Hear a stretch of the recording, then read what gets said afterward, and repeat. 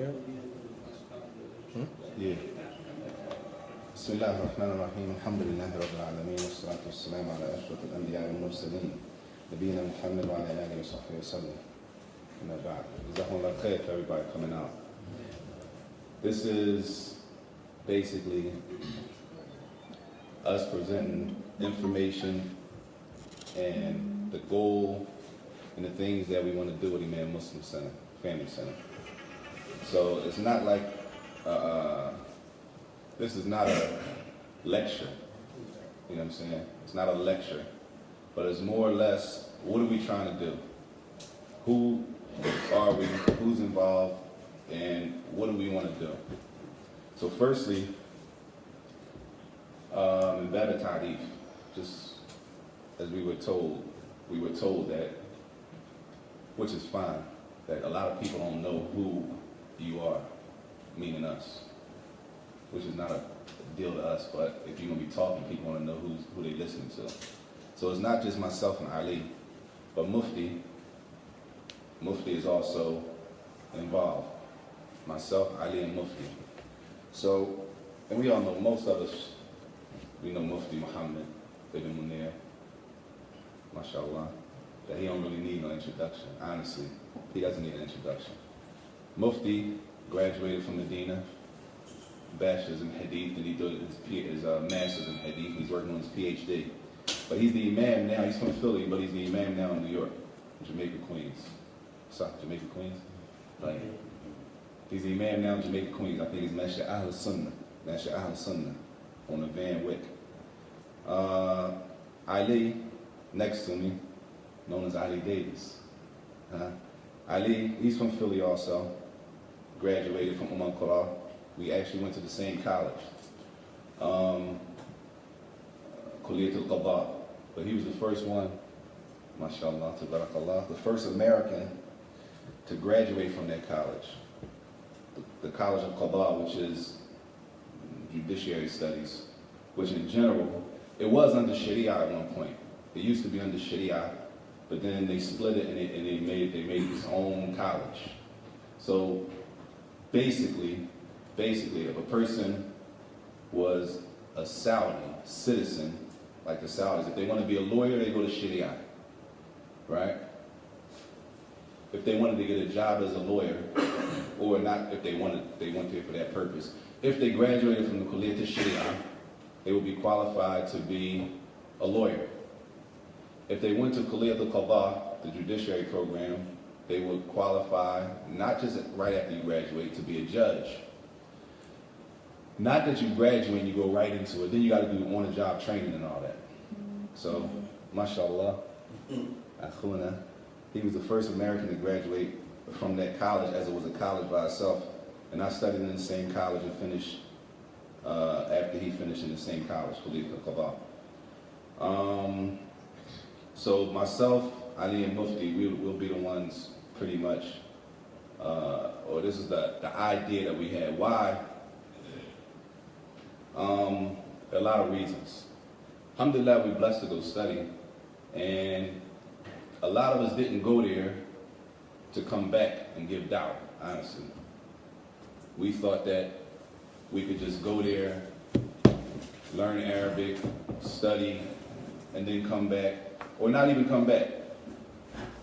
I didn't even plan on coming back. Stay. I went on a one-way ticket. Mentally, I was going one way. I had my family with me. I was good. So a lot of us didn't think that we had to come back. And a lot of students were like, nobody knew they had to come back, that it was expected for us to come back and help. Until the teachers and the ulama, you start hearing them say, well, when y'all go back to your countries and give da'wah. And honestly, at the time, I didn't consider that they weren't talking to me.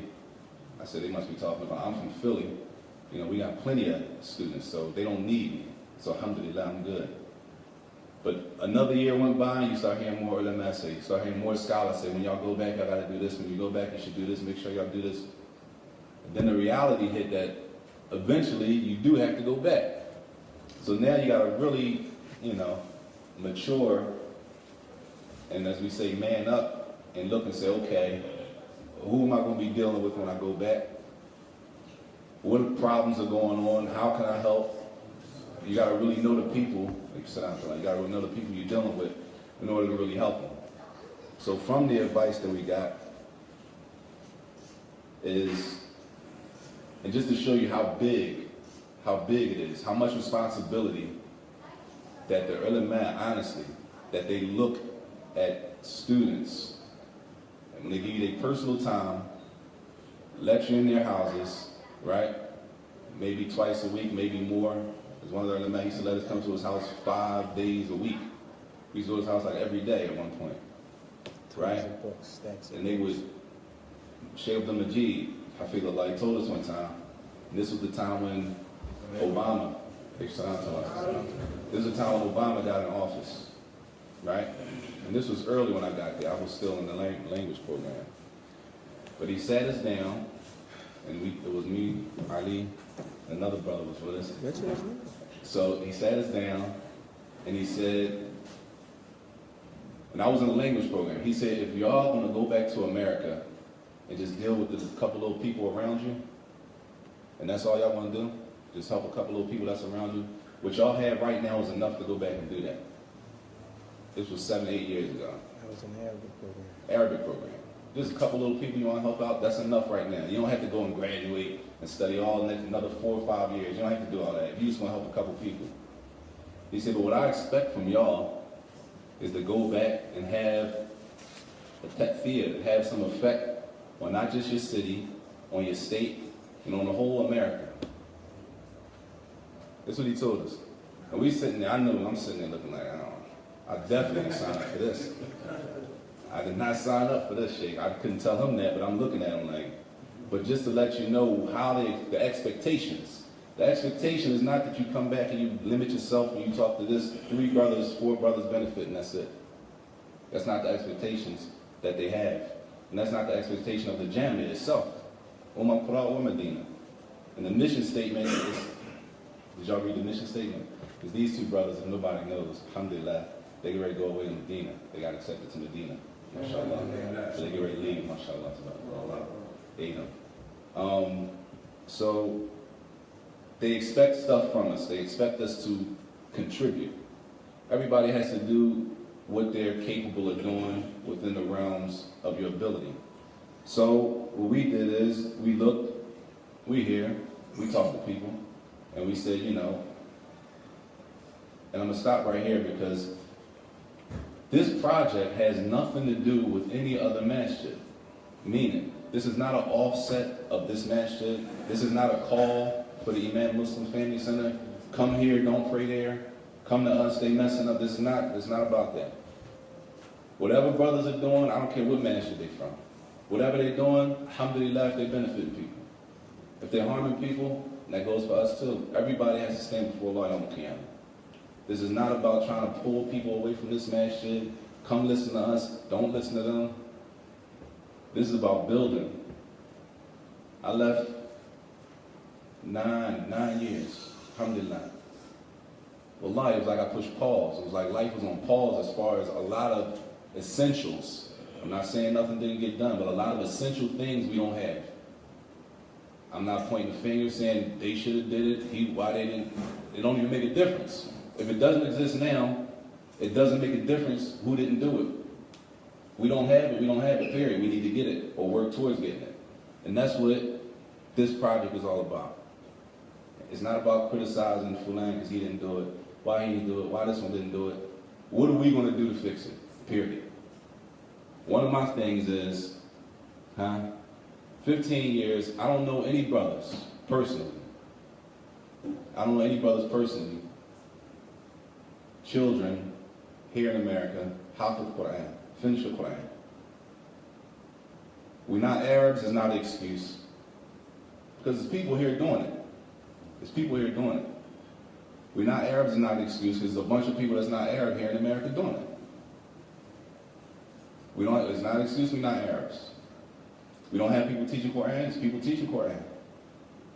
But our mentality, we haven't reached the point that our mentality that the Quran is that important to us. And our kids, if you put them in the right atmosphere, They may be at the top of the class. They may be at the top of the class. Don't think that our children are not capable of memorizing and benefiting Islamically. We shortchanging them. It's a shortchange. We're doing them an injustice. It's an injustice to think that your son or daughter can't finish the Quran in a year and a half. I've seen it done. Non-Arabs. They don't speak a lick of Arabic. Don't understand Arabic. And it's going on all over the world. And if we bring it back home, it's going on in America. If you want to bring it closer, it's going on in King of Prussia. It's going on. It's going on in Cherry Hill. It's going on. But if we don't put our kids in the right predicament, if we don't give them the situation, then they're not going to be able to benefit.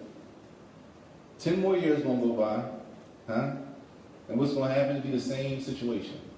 Who's going to lead the salat when we can't stand, if Allah preserves us to reach that age? Who's going to teach the classes? We got to have, our priorities are not there. Therefore, that's just one of the things that it's plenty of things. But the whole point is the project is not we against them and they can't come. It's not, it has nothing to do with nothing. We're missing a lot of things. Hopefully, inshallah, we can fix them. We want to try to help fix them, period. Okay? Tayyib. What do we want to do? Of course, the center we want to have is salawat, Jumu'ah. We want to make it a place where we can have eventually an Islamic center. If we read the Bibles of the Salaf benefited in their areas before they left. Somebody will say, there's no scholars here to benefit from. Tayyib. That doesn't mean you can't benefit from a person. You can learn Arabic here, to a certain extent. There's a certain extent that you can do here before you go anywhere. There's a certain extent. We want to eventually have a place where people can go learn the beginnings if a person wants to go study. That a person doesn't have to go to Saudi or wherever they go to study and they don't know the Arabic alphabet. They can't read. Because most programs don't start with the alphabet. Most programs you got to at least be able to read. We got to raise our bar. We got to raise the bar of what do we want for our kids. It can't be enough. It can't be enough that there's some sisters on the other side. There's some sisters on the other side. It can't be enough, and this is not throwing no rocks at nobody. It can't be enough that we're satisfied with our kids chasing the dream of being athletes. Everybody wants to be a basketball and a football player. That's right? That's it. That's the goal. And if we get that ticket, we up. Right?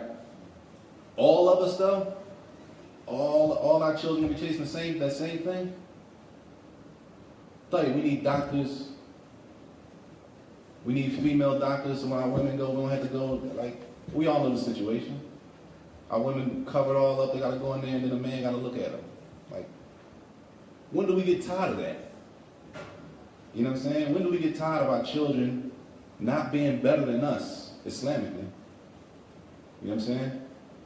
When do we get tired of our children not being better than us as far as the dunya? Education. As we didn't respect education. Most people in this room, just by the look, or I know, if you're my age or older, or anywhere close to it, we didn't grow up respecting education. It wasn't decent to be smart. It was corny. There was nothing decent about you being a smart guy. Right? Most people. Most people. We know the nerd, right? The nerd wasn't the coolest guy in the school. Point, right? For most. Which is a mistake. Right? Point being, the project is to try to shift some of the mentality, the blocks that we have that's holding us back. It's not a us against them type of thing. Nobody. It's about trying to provide something that we looked and we saw we didn't have and we need to try to address.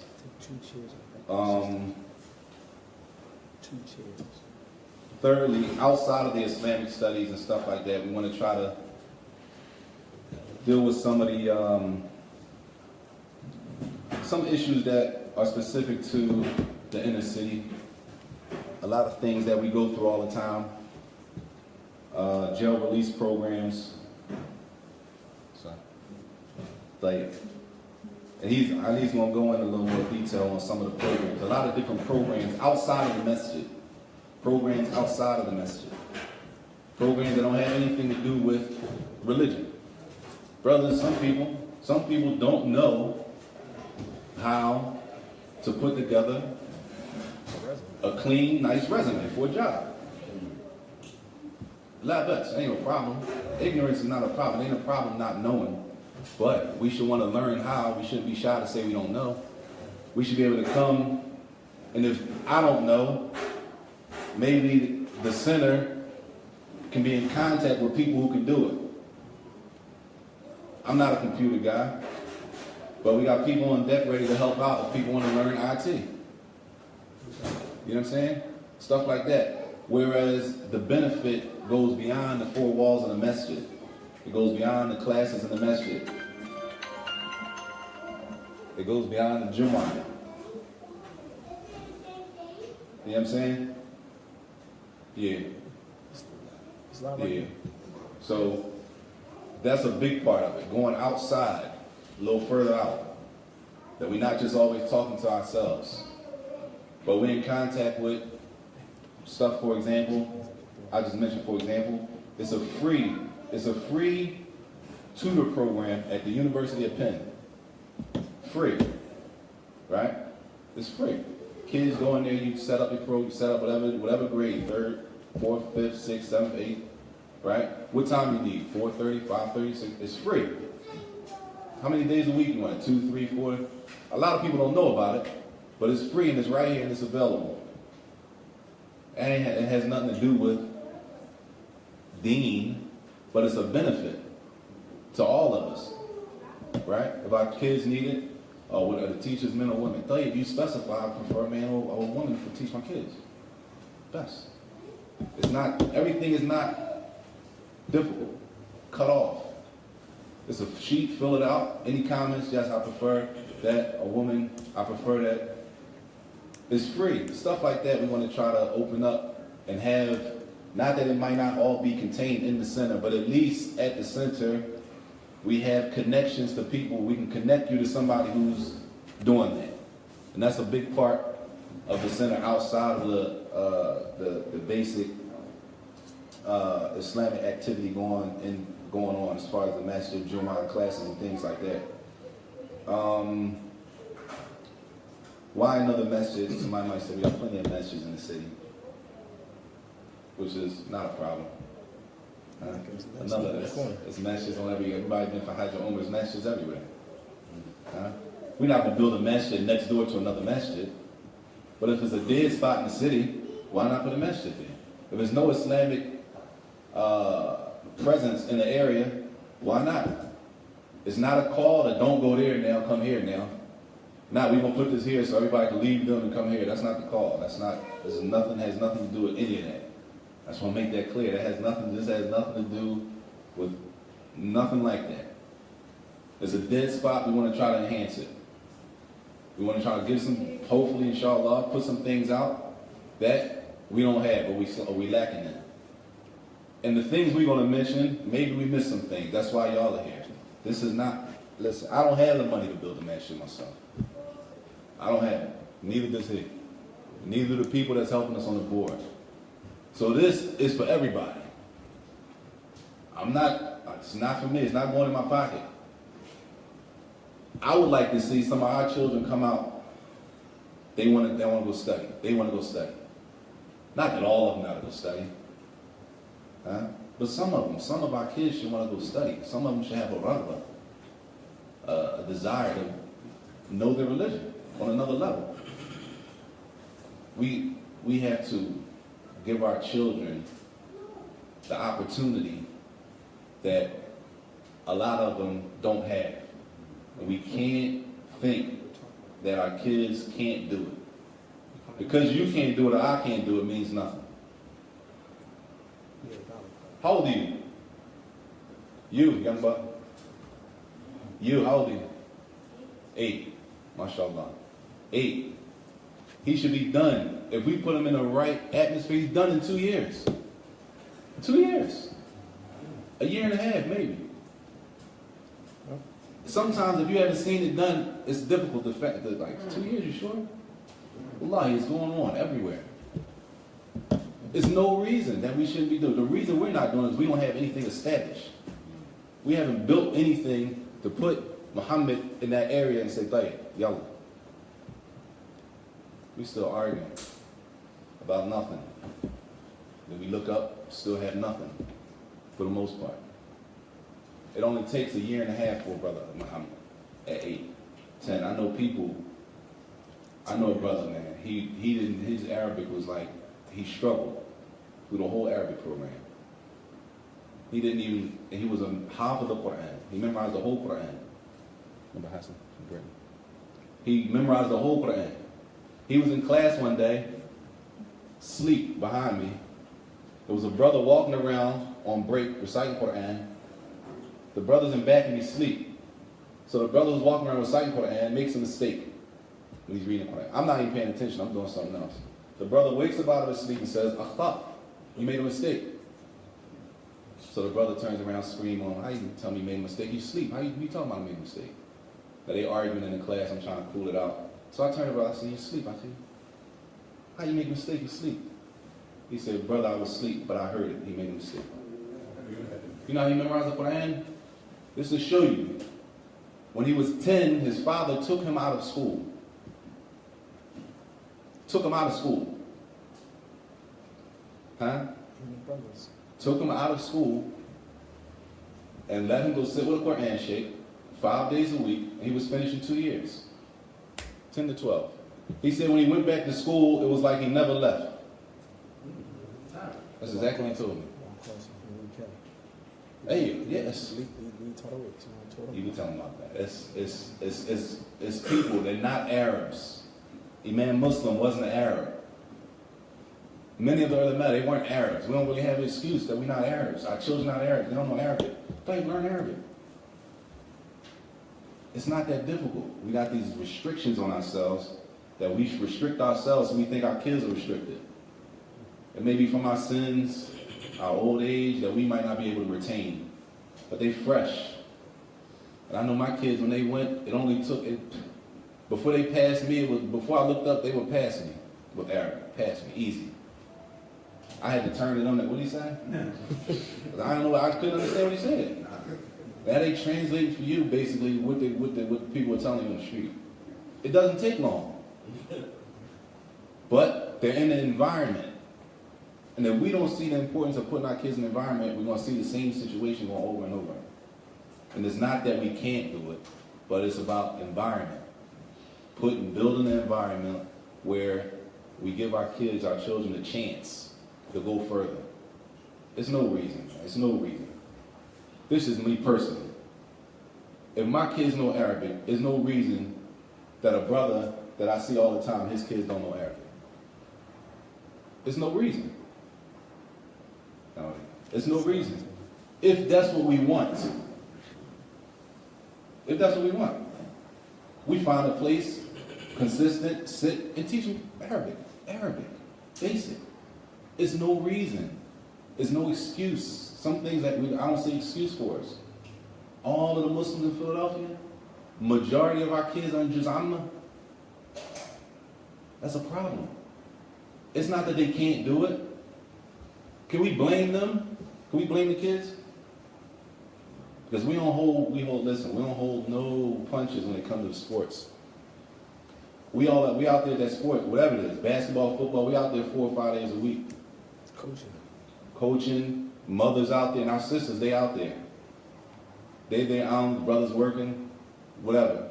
The women are out there at the field 3, 4 days a week, 2.5 hours a day.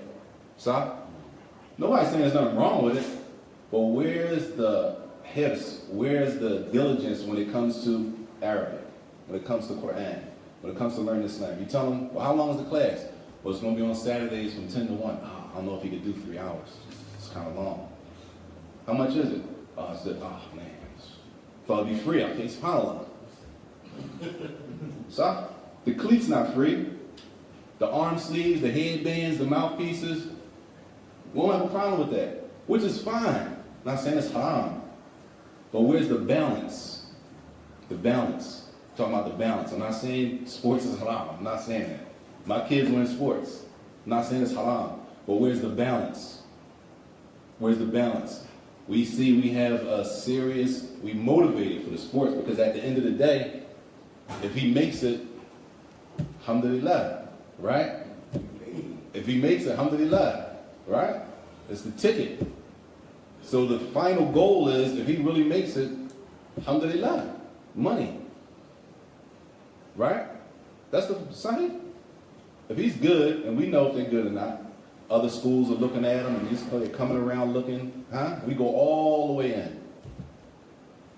Like, what's the end result of our children memorizing the Quran? What do we get for that? At the least. Hopefully they make dua for us when we die. Inshallah. You know what I'm saying? That's what this project in summary.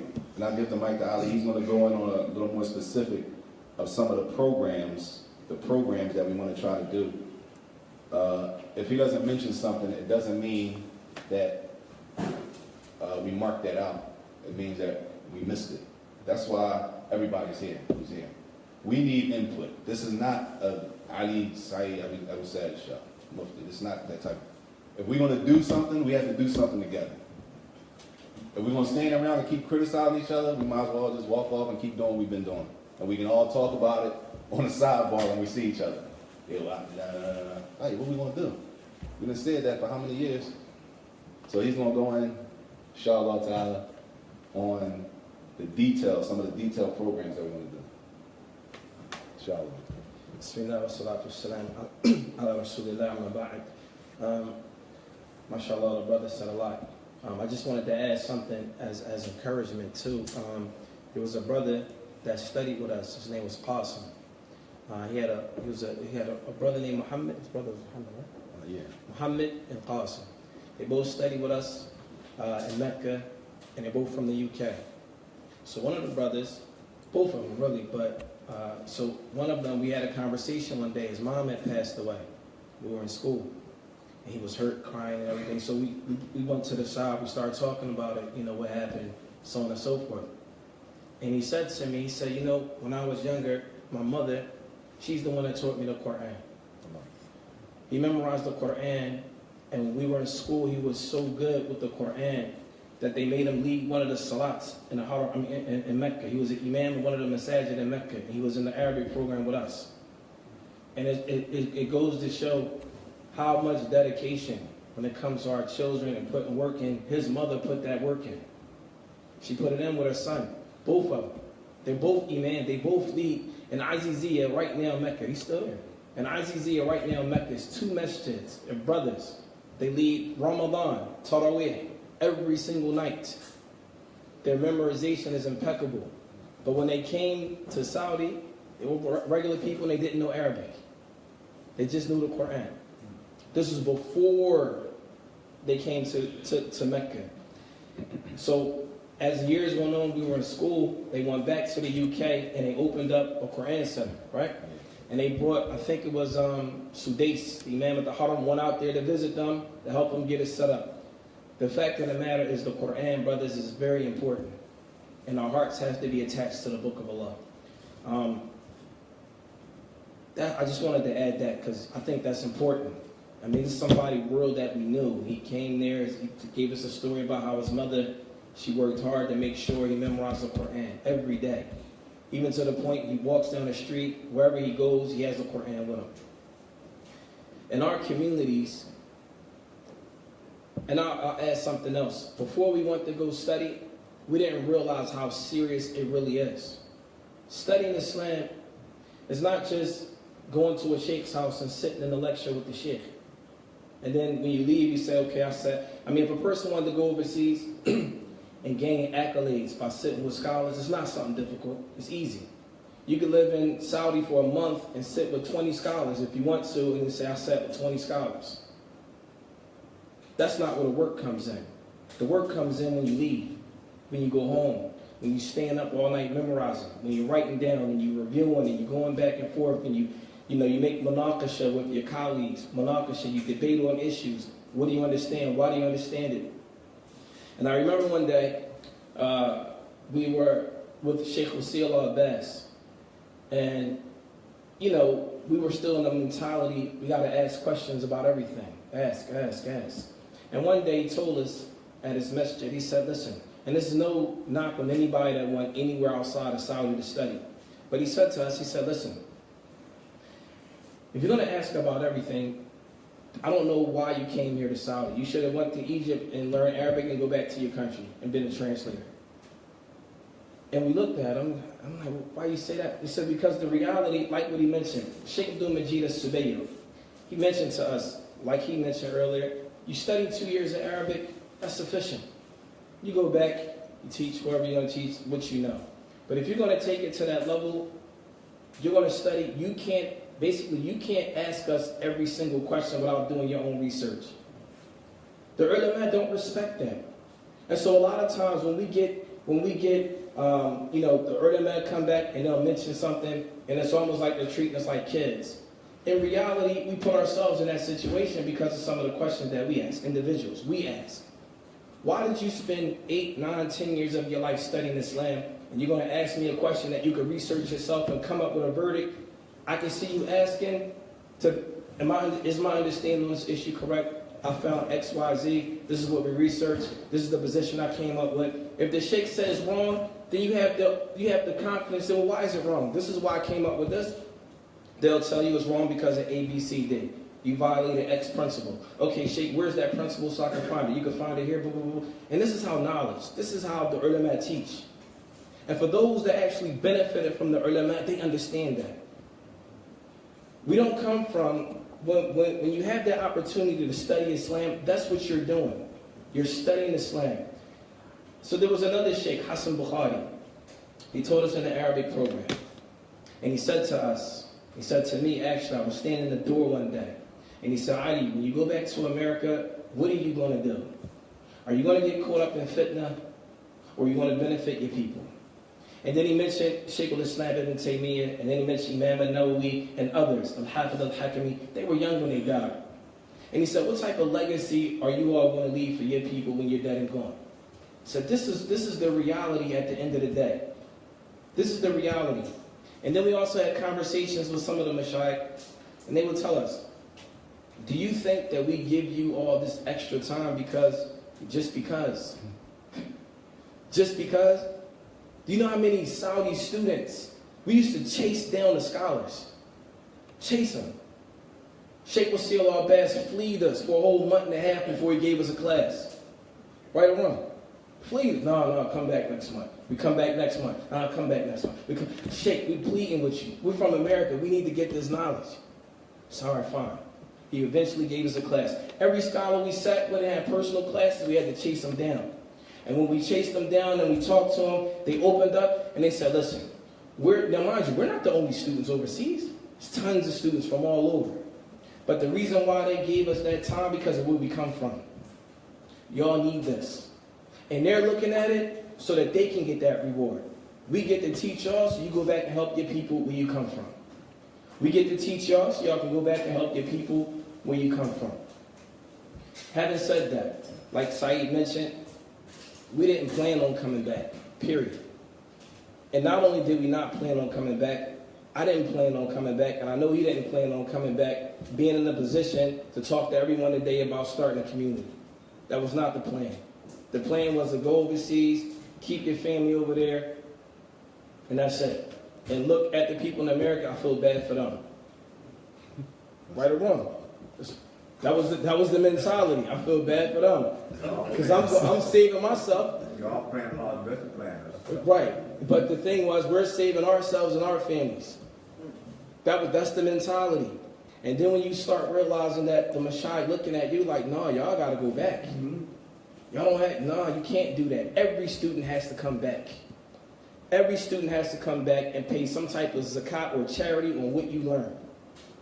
And so here today, after I've been back now for 3 years, Saajid's been back for two years. Now is the time for us to come from behind the curtains and say, listen, this is what we're trying to do, and we need everybody's help. Everybody's help. So with this community thing that we're trying to do, we're trying to keep, first and foremost, and I know with our people, it's very, especially when we're dealing with money, it's very important to be transparent. That's number one. And so our thing is, once we get things situated, our goal is to keep everything transparent. Where money is going, how it's getting spent, how it's getting used, and people can see it. We're not hiding anything from anybody. Everything is clear because we have to, you guys don't know us like, it has to be, you have to build trust. And with trust comes what? People willing to dedicate and put their own money in when they can trust something. They can see it, and it's tangible, and they're making moves, and they're doing this, and they're doing that. So that's number one. We have to develop a form of trust. So what we've done, we've developed, or we spoke about a two-part plan, a short-term and a long-term plan, a short-term and a long-term. The short-term plan is to raise some initial startup funds for a building, perhaps we lease initially 2 years, because the thing is, it's not about right now. We have kids. If everything is prosperous how we want it and we benefit from it right now, alhamdulillah. But if we die trying it and by the time our kids get old, it's something that's established for them, then inshallah ta'ala, we'll be a part of having that sadaqatul jariyah. That'll be something that'll be beneficial for us. So the short term is to, we found a location. There's some pictures over here. You can pass them around. We found a location. We don't have it yet. We still need funding for it. We have some of the money, but we need more. We're going to use it to renovate that facility to the best of our abilities. But that's not the real plan. The real plan is to get in there, get it set up. The brothers and sisters, all of our classes will be transferred over there. Anything that we're doing, it'll be coming out of there. And that's initially. The long-term plan, and we could have Naeem expound on that a little more. One of the things about the long-term plan is to take whatever funds that we get. So we need to raise at least $100,000, and the maximum is whatever we get. One of the reasons for raising that money is so that we can use that money not to purchase another masjid, not to purchase a building, none of that. The purpose of using that money is to develop a business from Imam Muslim Family Center business. Once that business is established, the funds from that will sustain the masjid or the community. That way we don't have to keep asking people for money. So the purpose here is to use whatever business that we can establish, and whoever is involved in the business, they will be paid for it. We don't expect anyone to do anything for free. This is real life. We don't expect anything for free. So everyone's services, they'll be paid for it. But if we have the business set up, the business is going to be set up to fund the community. Once we have that set up, then we can expand to another level. And we have people on board to assist in that, inshallah. Some of the things that we spoke about, community things that we need and we feel are very important, specifically as it affects our community.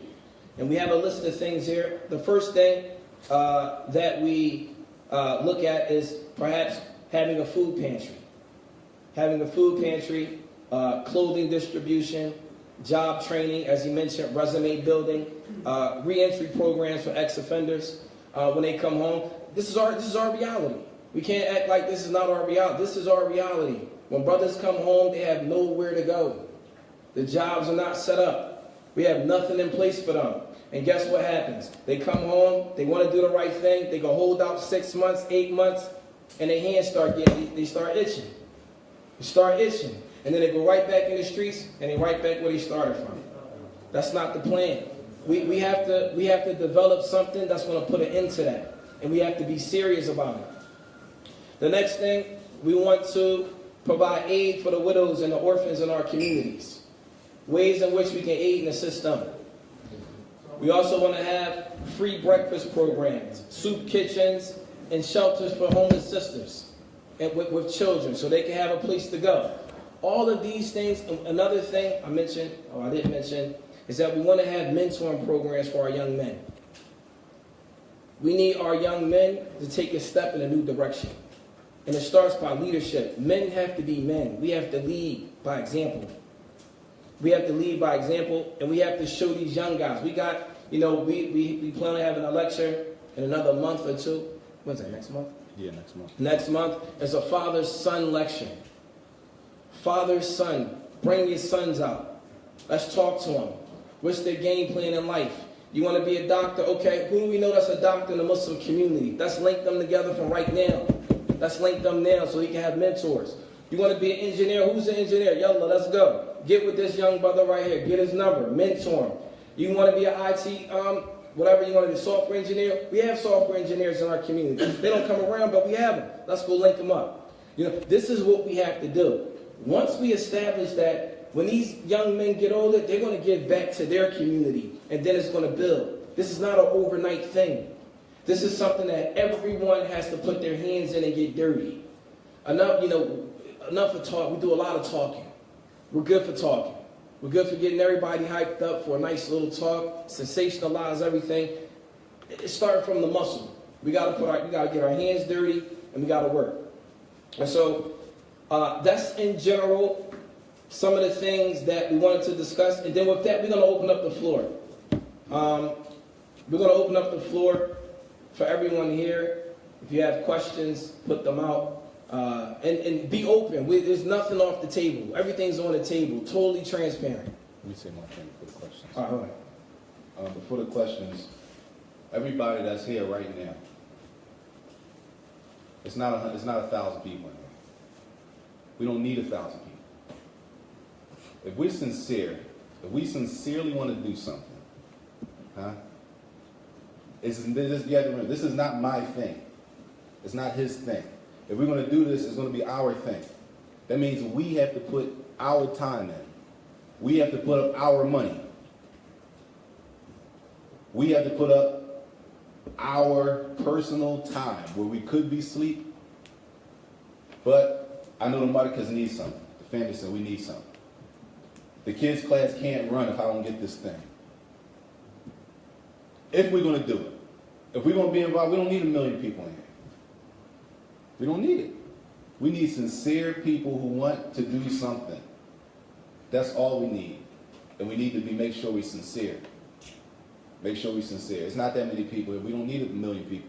But we need sincere people. We all got to be sincere. And we all have to work together. And it's really, really, really that simple. If we want to do something. If we want to see something, we have to put the work in.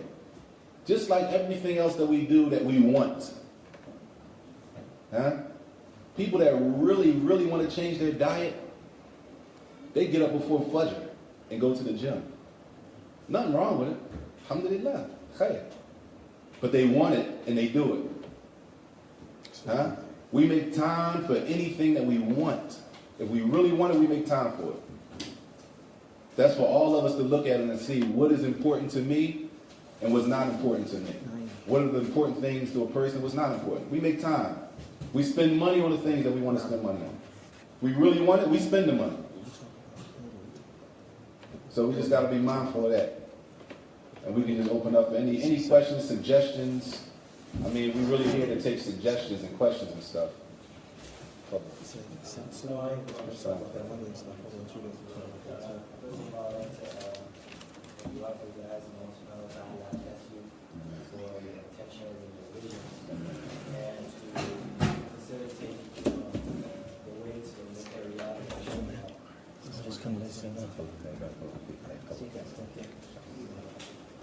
Saajid, you mentioned the idea of that's something personal, can bother you because it's something that's really missing in the community. Like we don't have qualified people youth to lead Salat when Ramadan comes, so we're forced to send people outside. Like it's taxing. Like if we had a proper institution center in place where we in kids go through a program, memorize the Quran, 5 days salawats, we're not worried about that, we don't have to worry about that. But in order for that to become a reality, my question is, do you guys have people in the city or nearby who are qualified enough to take on that task? Or what is the plan, like, in terms of that? Fast. Repeat that question. The question is, how do we get our children, in summary, how do we get our children to the point where they are able to memorize, lead the salat? Who do we have qualified? So he said, do we know any people qualified in the area? Yes. Yes, there are people qualified. There are people very close in this room right now. I won't, but he knows who he is. Allah preserve him. And there are people outside of this room that we have personal contact with. But you gotta understand, people who follow the Quran, they're serious. They're not gonna dedicate their time to people who are not serious. Meaning, how old are you, young buck? You're 8. Like, if he's 8, it's not a shot at you. It's not a shot at you. But if he's 8, he's not driving to Quran class 3 times a week. He's driving. The 8-year-old is not driving to Quran class. It's the parents that are going to drive. It's the parents that got to be in the house making sure he's going to review. If he's showing up in front of the sheikh 3 times a week and you didn't do your duds to sheikh, like you playing. They're serious. People, Father, they're serious about teaching. They don't mind doing it if you're serious. If you're serious, they'll do it. But we have to have the mentality, is it that important to us? And I mentioned this. Some people like it, some people don't. When I prayed behind Abdul Razak, and this is not my son, Tahir's son, Abdul Razak, and he's leading Tarawih. Abdul Razak is leading Tarawih, and his father is standing behind him in the first row. I felt it, and I can't imagine. You imagine your son leading Tarawih, and you standing behind him? What type of joy and honor in the heart? Or even him? MashaAllah. I forgot. Mu'adh leading the salah, and the father standing in the first row. And it didn't really hit me until Abdul Razak made that dua at the end when he says, oh Allah, save my parents from the hellfire. That's when it really hit me. But if that's not important to us, we're going to keep doing the same thing. We're going to keep doing the same thing. And we really don't have an excuse for our kids not to be hafal like that. The whole world's doing it. So yes, there are people very close, and there are people in the immediate area who, if we're serious, I don't have any doubt they'll come down to help. But one thing for sure, we can't go to people and ask them to dedicate their time, and we don't have people with us that's serious. Because now they're going to be looking at us like, what are you doing? Like you brought people up here, they're not really. And I'll tell you one more thing on this question. The program that we had our boys in Mecca, and this is a part of it, and this shows you it's about mentality. They would take, what's your name? Musayyib, mashallah. Muhammad in the back, right? Muhammad? That's you, Muhammad? They would take Muhammad. Muhammad came to class the first of the month, right? So Muhammad came to class before Musayyib. Musayyib started on the 20th of the month, any month you pick, January. He started January 1st, he started January 2nd. January 20th. Everybody with me? 20 days in between, 19 days. By the time Musayyib comes, Muhammad is his teacher.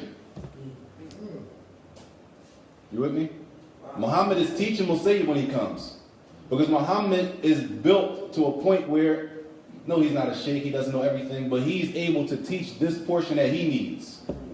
Now Muhammad feels the responsibility of how I got to carry myself as a teacher. Muslim, learn in an environment, all right, come over here, no, sit like this. No, you can't do that, no. And then when he's done with Musayyib, Muhammad goes back to being a student in front of the sheikh. 20 days later, Musayyib is teaching. That's the program they had. And if mentally it builds them. It's a build-up. And this is just from observation. I didn't write it down. I'm just sitting there watching. And it works. And it is not rocket science. It ain't rocket science. But it does take work People got to be serious. People got to see what the end goal is. Allah. The next question. Now, Fadla. Alaikum salam wa rahmatullah. My question is, why the name Imam Muslim Family Center? Why the name Imam Muslim Family Center? I wish Mufti was here. Because Mufti chose the name. Honestly, Mufti chose the name. And one of the reasons he said all around the world, we know Imam Muslim's not an Arab, right? Huh? We don't have it. Imam Muslim, Sahih Muslim, is not an Arab. Tayyib. It's not his first name, he's not an Arab. Do we have an excuse? Do we have an excuse? Huh?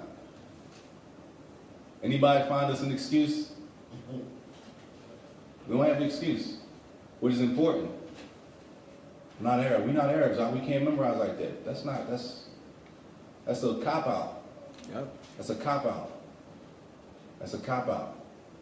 And one of the reasons he mentioned is you don't find many centers dedicated to people like Imam Muslim, but you might find a lot of Imam Bukhari, which was also not an Arab. Imam Bukhari is not an Arab. We don't have an excuse. Sheikh Al-Albani, Arab or no? No, that's Not. I What excuse do we have? We come with excuse after excuse. We're not Arab. Oh, they're not Arabs. Well, how much is the class? Oh, that's too much, huh? What day is it on again? No, I got to do this one. You know, we always got something, except for the things that we really, really want to do. But those are the reasons. Those were from the reasons. If he was here, he would give you a more detailed answer. Just to add to that, Yellow. so the Imam Muslim portion, Mufti came up with that. And the family center part, why the family center? Because it's about building up our families. We have kids, we have children. They watch, they pay attention, they learn. And then they grow up, and then they're gonna have kids, and then they're gonna learn, and so on and so forth. What are we doing to establish that? And so one of the things we mentioned family center is because we feel like family is important. We can't, our center, inshallah ta'ala, we're not just going to cater to the needs of the brothers, but we have sisters in the community as well. And sometimes a lot of the women feel marginalized. A lot of them may feel like they don't have a voice or they don't have any input. And so family consists of everybody. Everyone is important. The brothers, the sisters, and the youth. Everyone is important, and everyone has a voice, and everyone has a stake in us. Now, Like I just mentioned, also, one of the things we want to do is reach out to the non-Muslims. They call them New York street dawah, hitting the streets and all that, more active in calling the non-Muslims to Islam. Somebody asked a question, how can we assist if we don't live in Philly? We want you to be successful. I mean, if you don't live in Philly, first you make dua for the project. If you can send us money, donate money, I mean, honestly, the building's not going to pay for itself. The electric bills not going to pay for itself. The speakers to run for classes are not going to pay for itself. You know what I'm saying? Paint on the wall, paint, we have to buy paint. It's real. So I don't have it. I can put something to it, but no individual that I know, if you do, alhamdulillah, but it's not an individual effort. If we all in, we all in. And that's what we we need everybody on deck. And I don't have any doubt. I have no doubt. Wallahi, I have no doubt. If we set our kids up, if we set up our kids, our children, if we set this stuff up the way it's supposed to be, the way it's going on all over America, outside of our community. Outside, we're going to be happy. It's going to be some happy parents. Proud. I just want to That add was a this question from... real quick, just to add on, to piggyback off of that. I want to say 3 years ago, I went to Connecticut to visit a masjid in Connecticut. And when I went inside of this, it was on a Sunday.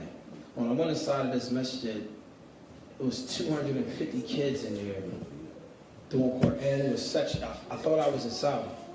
It was kids off on the side doing Quran, kids in the back having Islamic classes, kids over here doing Quran. It was amazing. I couldn't believe what I saw. And I said, I've never seen anything like that here. But yet, in our city right here, we have tons of Muslim children. Tons. And as parents, we involve our kids in everything else except for Islam. Everything. Everything. And the reality of it is, when we get older, our kids are going to grow up. Some of us are losing our children out here. Kids going around getting tattoos, Muslim kids, tattoos. Kids is doing this. They're getting locked up. What happened? Where did we go wrong? We went wrong because the family is not being taken care of. The family is not being taken care of. We got to care about each other. If I see his son doing something, I'm gonna snatch him up. If he sees my son doing something, he's gonna snatch my son. I have no worry about that. Because I know that we have to be like that. We can't, and the thing is, we become accustomed in our environment, we become accustomed to committing sins. And it's easy. The more sins we commit, the easier it is for us to commit another one and another one. There was once a time here in Philly, 96, 97, you couldn't be a sinful Muslim walking around. All you brothers that's been around that long, am I right or wrong? You couldn't walk around like that. A brother gonna pull your car. No, you can't do that. He's doing what? He's getting cast out. We're not talking to him. No, we're not doing that. There was a higher moral conduct at that time. The morality was on a totally different level. What happened? What happened? The problem, what happened was we stopped holding each other accountable. If I'm out of pocket doing something, hold me accountable. If he's out of pocket, hold him accountable. Nobody is above Islam. Nobody. The problem is we need accountability. And when accountability is gone, chaos comes in. Everything is okay to do. This is okay to do. To do this, commit all these sins is okay to do. No one says anything anymore. Because there's no accountability. No one's calling you on a carpet. Aki, you're out of pocket. What you're doing is spreading, it's affecting our communities. If we up here, if we do something that's out of pocket, just think about this, Ikhwan. We're graduated from university. We're teaching the community. If I do something that's out of pocket, it doesn't just affect me. It affects the whole community. Why is that? Because there are people that might respect me. Well, once I do something that's wrong, guess what? Well, if he did it, then I'm going to do it. And if he does it, then I'm going to do it. And guess what? It destroys the whole community. All because of what? Because of no accountability. No one's taking responsibility for their actions. This is the problem. And this is why it's like a cat chasing its tail in our communities. There's no progression in a general sense. There's no progression.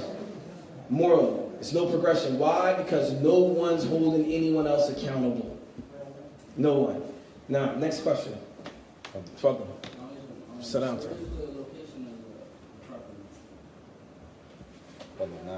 The location as of now, these pictures going around, is on Lancaster Avenue between 40th and 41st.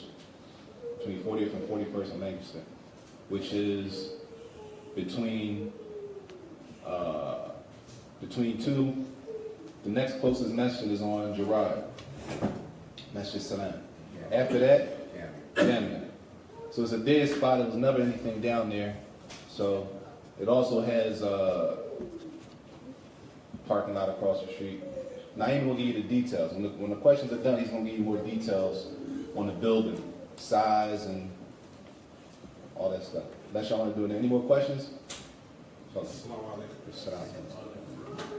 As of now, from what I heard, we haven't actually acquired the space. Is there any type of agreement set up that, say, for example, if a business decided, hey, we want that particular building, do we have any type of agreement set up that until we are ready to financially secure the building, that's in place for us?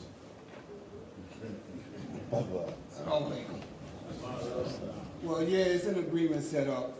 Actually, they are writing the lease up now. only thing we're in need of right now is the finances. They pretty much agreed to giving us the building unless we don't come up with the money. So, that's the agreement we came up with. Is there a time limit? Actually, yes, at least by November. He's giving us 2 months to get the money up. So, by November, we're supposed to come up with at least $10,000. Just for start, just to obtain the building itself, $10,000. You want to finish off? Actually, in the building, the size of the building is 4,110 square feet, so it's a big building. It's a nice size. The layout, as far as fixing the building, is not too much. We need, if you go inside of the building, actually, I can try to set up a date where if anybody want to come down and look at it, we can all go inside of the building, look at it. Anybody got any ideas, want to donate any type of material, time, anything like that, y'all more than welcome, because like the brothers were saying, this is not for us. It's for everybody. Everybody can participate into this building. We need time. We need manpower. You know what I mean? Many men make light work. So it ain't just for one person to go in there and say this and that. But we will have qualified professional workers in there working with us. What's the exact deadline again? November the 1st. November the 1st. Yeah. All right. And one of the questions was how much is needed for the building? Well, to obtain the building, we need $10,000. All right. Okay. Right. All right, sir. We have some money. We don't have quite $10,000. That's why we asking the people for some assistance. No. Any other questions? Okay. I know you all had mentioned once the building is required to maintain it, you wanted to start a business. What type of business ideas did you have? Excellent. So one of the business ideas that we thought of, and this is open to the community. This is not us, but it's all of us. One of the things we thought about, if we acquired that spot on Lancaster Avenue, was open up a cheesesteak restaurant, halal cheesesteak or something like that. Maybe a pizza restaurant. Maybe something that we could do that's going to generate income. And if anyone else has ideas, like the floor is open. You know, we have some businessmen in here that say, no, you know, it might be better to do this or do that. The object is to develop income so it can be self-sustaining. We don't want to keep asking people for money. We want to be able to give out money. You know, and like for example, we have sisters or whoever, they need money to get their bills paid. We want to be able to write checks and send them. Go take this, pay your bills. You know, we want to be able to develop scholarship funds. Send our kids to college. You know what? What do you want to do? Engineer, art, let's start up a scholarship fund. Writing essays. You know, we had the kids write essays based on how you score in your essay. We have a committee, a panel that deals with that, and we award scholarship funds every year. We have to be able to establish that. We have to be able to establish that for our children. We don't have any, well, I haven't seen it. I'm not saying it doesn't exist in the city, because there are organizations in the city that do it. However, there are not any organizations that I know of that are affiliated with particular masjids or family centers doing it. But I think that's important. Another thing we spoke about, and this is off the topic, but in addition to that, is a Zakat fund or Zakat foundation. And it's shaking it back. I spoke to him about it. One of the things that we want to do is eventually have a Zakat fund. And the Zakat fund, we know how people are funny about giving out money, you know, tracing and all of that, but we have a concept that we've been speaking about for quite a few years now to assist in people paying Zakatul Mal, meaning Zakat on their money, and having things set up, have applications filled out so we can administer Zakat funding to families that need it on a consistent basis. Zakat, Ikhwan, this is very important. This is from our deen. Yet how many brothers are paying Zakat? How many people even know anything about Zakat, except for Zakat al-Fitr? Zakat al-Fitr is during Eid, I mean after Ramadan, but there's a whole nother Zakat that has to be paid. And so the thing is, we're working. We're trying to get all of those things together now. Any other questions? Naam, tfaddal. So the businesses you're talking about that's going to generate money, are these businesses going to take up a space that's allotted for the family center? No. Good question. So, if say for example, we have the family center, we'll get another location to run a business out of it. That business, the funds for that business will pay the staff that's working there, because we don't expect anyone to work for free. They're going to get salaries, respectable salaries, or however, whatever the going wage is for that particular thing. We're going to make sure that happens. And then the funds from that is going to fund the masjid, fund the community. And then from there, we'll develop another business. The reality is this, brothers. We got to think outside the box. We have to take it to a whole different level. We don't want to be every day after the salat with a bucket. Brothers, we need money. We need money. We need to develop something so that our community is self-sustaining. We can give instead of getting all the time. We can give. And maybe open up different businesses. So then we can do other things. We could eventually open up our own schools. And somebody asked a question. I hate to go back. Someone sent the question. Saajid mentioned that when a lot of the people went overseas, they already had knowledge.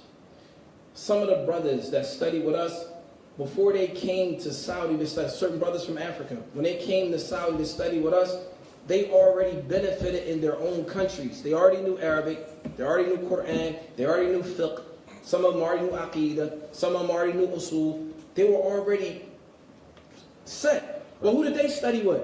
They studied with the other students that graduated before them and went back to their countries.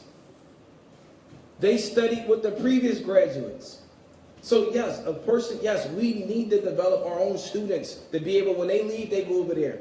And they're just picking up and they're sliding right in. Because these guys that studied with us, when they graduated, they went right to the master's and PhD. They were already prepared when they got there.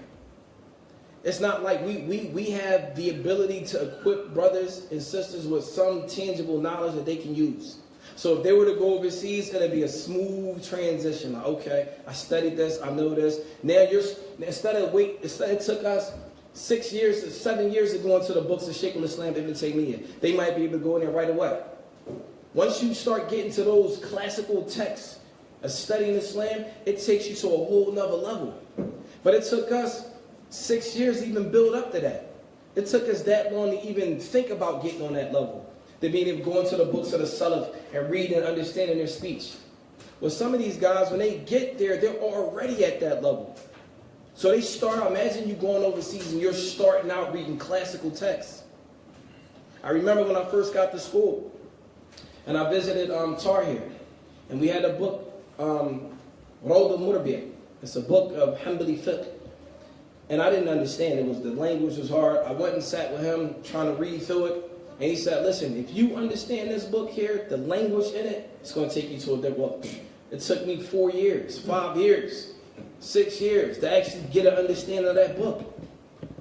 Whereas we have students that come in right now, the same book that I'm teaching on Monday nights, is students that come in overseas, they already studied all of that. They're ready to go back to like Al-Mughni or Shah Kabir. These are advanced books, but they're already equipped. The thing is, by the permission of Allah, we should be able to. If we can't equip our people, then what did we study for? If we can't give our people, where we come from, that level of knowledge, that they can go overseas and already have those solid tools, then what did we study for? So yeah, and that was to go back what he mentioned about coming overseas, going overseas, already equipped. Now, any other questions? There's a question For me? There's a question from about the sisters. The sisters are not left out of the picture because there's a lot of issues with our women that we have to deal with. We got a lot of divorce issues. We got a lot of khula' issues. The bab nikah, the chapter of the marriage and divorce, we got to deal with. When can a woman ask for khula'? How many brothers? We got to hold each other accountable. Ma'alish. Sisters, is this the reality, bro? This is the reality. The sisters will come to the imam, whoever he is, right? And she has a complaint. This is the reality. This is the picture.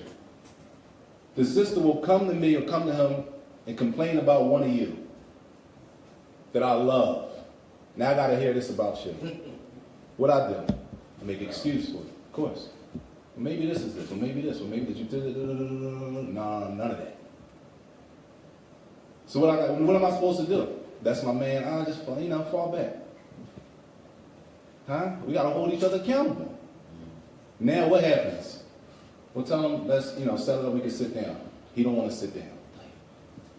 He don't want to sit down. How we hold each other accountable? She can't ask for a khula. When is it permissible to ask for a khula? When can a woman ask out of divorce? She might have a valid reason. I've had brothers come to me and tell me she don't even have a reason. She want a divorce. She don't even have a reason. When in reality, she has a reason, a clear reason. Women taking shahada. Women taking shahada, being kicked out of their homes. What are we supposed to do with them? We gotta have stuff set up. When they can't go back to their families, where do they go? People on drugs. They come to the masjid, huh? They come to the masjid, and some part they come, y'all know. They come hot, done, finished. But they come back tomorrow and they all right. And they come the next day, done. They come into the masjid. What are we supposed to do with them? What do we do when our women can't go back home because they're wearing not even niqab, they put a khimar on? Family tripping. Tell them to be patient. This is our responsibility. Who else is going to take responsibility for it? Programs for kids who have special needs. Who's going to take care of us except us? If we don't know, I'm not saying I'm a psychologist, I don't know. But I know this brother, and he works in that department, and they can set something up. You with me? We have to, if we're going to be in, we have to be in. If we really trying to do something. If we don't just talk, and this is nice, mashallah, the food, they said it's coming at 1:30, eat.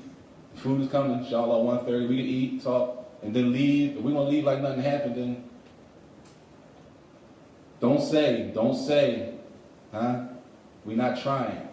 I can't do it. We can't do it alone. Anything that's going to take place is going to be at a community effort. And we got to deal with our women. We got to deal with our women. We have to deal with our women. We have to. We have to deal with the issues that our women are going through. The issues that they go through when they go out of the house, when they go to work. We have to deal with the new Muslims. People who don't know how to make wudu. Women who don't know how to make wudu. Women who don't know how to make a ghusl after their menses. We got to deal with stuff. Stuff has to be dealt with. We can't keep being shy and act like, stuff is not in front of us. We got to deal with the stuff in front of us. Any more questions? Just to piggyback off of that, there was Sheikh Abdul Majid al-Sabayil. He said to us one day, we were studying a book, and he said that when you look at Sheikh Abdul Aziz bin Baz, he was an imam. We said yes, he was an imam, and he was trying to tell us that everyone has a lane. He said, but the government didn't make him responsible for the money. He's not responsible for the water. He's not responsible for, the other things that it takes to run a country. He's the imam, and his lane is the knowledge of the religion. In our community here that we're trying to establish, we all have lanes. Our lane, we teach. We studied Islam, and this is what we're going to provide. Everyone has to look at themselves and say, what can I provide? What can you provide? Everyone didn't spend time studying overseas. No problem. Everyone else has some benefit that they can bring to the community. Everyone has some benefit that they can bring to the community and benefit everyone else. Everyone has to know their lane, stick to it, and work and help build this thing. Go ahead, Sheikh. Salam alaikum. The social programs and giving out, like I said, food, corners and stuff like that. Are we going to be tapping into government resources? I don't know yet. It's possible. Is there a problem with that? No. Do you know a way to, I mean, like I said, you can head that committee up. That's what I'm saying. Like, what I'm saying is everybody has to be a part of it. I don't know. Yeah, I don't know. If you I know you a cook though. I know that's your lane. That's why I know that's your lane. That's why I said that. If you want to run that, you can run that. You know, the thing is, we need everyone to know their lane and work in their lane. We're going to try to work our lane. It doesn't mean, and this is another thing, Abu Saajid and myself, we're approachable. If y'all see flaws in us, don't bite our backs out. Just come tell us. Look, man, you did this wrong, that wrong. Inshallah ta'ala, you won't find us being arrogant, and you won't find us saying, no, I'm not going to take that. If y'all see us doing something that you don't like and you think is wrong, come talk to us. We're your brothers at the end of the day. Love for your brother what you love for yourself. No. All right. Go ahead, Sheikh. So you touched on a little bit what I was asking when I asked a question about why the name Muslim Family Center, about the Family Center having the thing for special needs students. You got the Quran, you got stuff for the women, for marriage. My brother had asked, are you going to have someone qualified to teach Quran? And the other things like the social service things like the marriage. Are you going to have someone designated and qualified just for that? And how will you divide up the space? Because if you have someone coming to the center that needs that attention right now or have an appointment to deal with that class or that individual, is there going to be a space available while they're doing Quran upstairs or down the hall they're doing this, and down the hall they're doing this? So here's the thing, right? Right now, it's not in place yet, but it's not a necessity that everything you mentioned is happening all at the same time. We have 24 hours a day, 7 days a week, and everything has a schedule. So perhaps what you're saying, we can designate time for this particular group, designate time for that group. With regards to marriage and divorce and et cetera, we actually studied that in detail. I'm not saying we're the best in that lane, but we have some information and some knowledge pertaining to it. If there are others that are qualified to deal with those issues in our communities, then we would like to talk to them as well and see what they have from the Sharia standpoint. But outside of that, I mean, we actually studied that. That's not something that he nor I would even want to delve into, but it's a necessity. It's a necessity and it's an obligation. And if we don't, I'll give you an example. Even when he mentioned the issue about a khul'a, a woman asking for a khul'a. There are other cases where perhaps the brother won't grant the sister a khul'a. Then we have something else. If we were living in the land of the Muslims, they would go to the judge. And the judge, and I actually had the opportunity to sit in the courtroom when they deal with these types of cases. And the judge will give them some time to reconcile, maybe 30 days. Come back the next in 30 days. When they come back in 30 days, he's going to listen to their case again. If there's no, mind you, this is the issue dealing with a fasq. A fasq is when the contract is annulled, meaning the judge will cancel out their marriage. A khul'a, ikhwan, comes from the man giving that to the woman. Well, what if he doesn't want to? You can't force him to give her a khul'a. But what you could do in an Islamic court is the judge can grant her a fasq. It's called fasqul nikah. Meaning, the judge will come in and say, this marriage is null and void. The problem with that, the only way to do something like that here, we also have to know our social reality here. If some brother comes and says, you know what, I studied Islam, sis, I'm going to grant you a fasq. You better run it high because her husband there is going to come looking for you. This is our reality. We're not all the way, on that time yet. So in order to have those type of facilities in place, there needs to be a committee of brothers that deal with this. Before something like that goes down, there needs to be a meeting with both parties. There needs to be a panel of brothers. Everything needs to be explained thoroughly on both sides. Ensure that everyone understands. If you agree to allow this community to arbitrate your issue, then whatever that panel decides, that's what it's going to be. And make them sign something saying whatever y'all determine, that's what it's going to be. There's no giving back and everyone's signature is on it. Things have to be organized to that extent. To that extent. Because otherwise it's going to be chaos. It's going to be chaos. Now. One thing, Claudia. Also, it doesn't necessitate that all of the programs are at the center. What it is The thing is, it doesn't have to be at the center, but the center is in contact with a location. They have all the facilities there. Resource. We just resource. We just really connecting people to the resources. We don't have to have everything piled up in the center, but a person could come to the center and be connected to the proper, and put them on the right track. You dig what I'm saying? We can put them on the right track. So we don't have to have the class there, for example, especially, it don't have to be there, but we have a program set up at this place with this, and they have this on these days from this time to like that. This for everything doesn't have to be at the center. You with me? Somebody asked a question about, and I'm not going to go into this because it's not really. How do you plan on handling the backlash from our brothers and sisters who think this masjid may be in opposition to what's already established in Philadelphia? Let's be 100% honestly, me personally, I don't care. That's another way to put it. I don't care because I'm not opposing anyone. It's not about opposition to anybody. So I really don't care. I'm trying to help people, period. I'm not trying to oppose anybody. If a person backlash, what backlash? There is no backlash. We're doing this for Allah. The backlash, we gotta be patient with it and keep moving. It's not even, to me personally, and I know it's not even enough for debate. We have to move. That's the problem now. We stuck because we worried about backlash. What backlash? What backlash? We have to move. Train is moving. That's another, Any other questions? another problem is that we always worrying about what everybody else thinks. So what? We're not worrying about what anybody thinks. This is for Allah.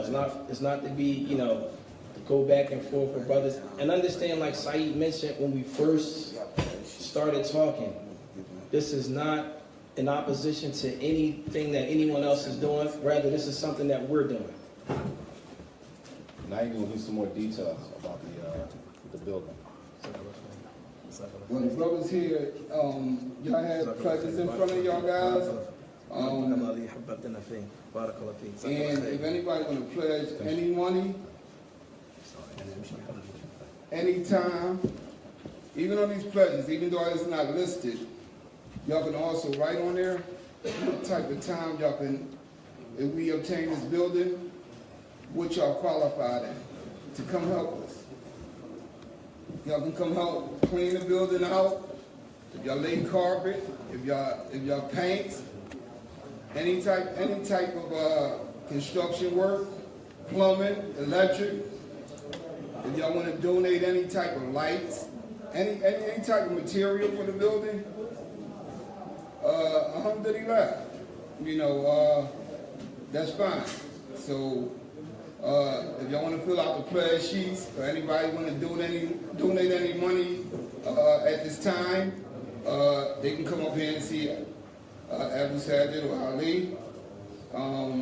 Actually, a brother that's donated some money, and somebody online, somebody donated $200 just now. So feel free. And as far as the money for the masjid, we need $10,000 to obtain the masjid itself. And we want to do this in like 5 phases. Like he mentioned earlier, it's probably going to take $100,000. So we want to do it in 5 phases, which is $20,000 each phase, meaning carpet, lighting, heat, and the lights, things like that. But either way you look at it, it's going to be 5 phases, and it's $20,000. And everything, like he said, is going to be transparent. Everybody will see where this money goes at. They'll see the receipts. They'll see where every dime of this money goes. We're not hiding anything, so everybody know this is your community as well as mine. Everything will be seen. Everybody know where every dollar goes at. Is no problem. Any questions on that? Anybody have any questions about that? No questions about that. I had another question though. Okay. So, The family center, is it gonna be like set up like a masjid, or is it gonna be just like a community center? Is it gonna be like, the reason I'm asking is gonna be like established Jumu'ah and on like that, classes, possible schools, stuff like that? Yeah, actually, it's going to be, he can answer that question. It's going to be, mind you, not everything that we're talking about today is immediate. Some stuff is down the line, some stuff is immediate. Immediately, once this renovation and stuff and the building doesn't really need a lot of work, it's kind of just like walls and floors, really nothing in there. Stuff needs to be touched up, right? It's not really heavy work. But immediate, the classes will be down there, Jumu'ah will be down there. School, like this is the thing, we're not going to pile, the family center is more of a mentality than the actual building. You with me? We're not going to pile everything into that building. But that building should have the ability to get us to the proper resources we need. You with me? Everything will have to be in there. Yeah, it's going to be classes in there, Jumu'ah in there, classes for the sisters and stuff like that. The building is big, so it's big enough to section off areas for specific things. The sisters were talking about a room, like a playroom. You know, when you got the classes going on, the children running around. Maybe have a little room for the kids to be in, so they can benefit from classes and stuff like that. Which is big enough for stuff like that, but it's not big enough just to put every idea we have in there. It's not that big. We can work towards something like that. And another thing we want to try to work towards is, we were talking about yesterday, and Abdul Hakim, you did this, janazah workshops, wills, our sons, our kids washing bodies, our kids slaughtering animals, our kids giving out the zakat al-fitr. Like, we gotta be, you know, it has to be, we gotta build, and that's gonna take trust. We gotta trust each other. We don't trust each other anyway. We gotta build trust to trust each other. So we can do that stuff together. We go slaughter together. But just to answer your question, it doesn't necessitate that everything is going to be in there. But bottom line, we should have the resource. I'm just looking around the room. There's people, a lot of people in here with a lot of different. I'm sorry, shit. Do you want to do a 5 salawat? Yes, inshallah. Want to do the 5 salawat and Jumu'ah for sure. The classes that he's giving at Wasatiyah will be there. The classes that I give, everything will be there. We'll just move everything there. And Mufti will be involved. It won't just be us two.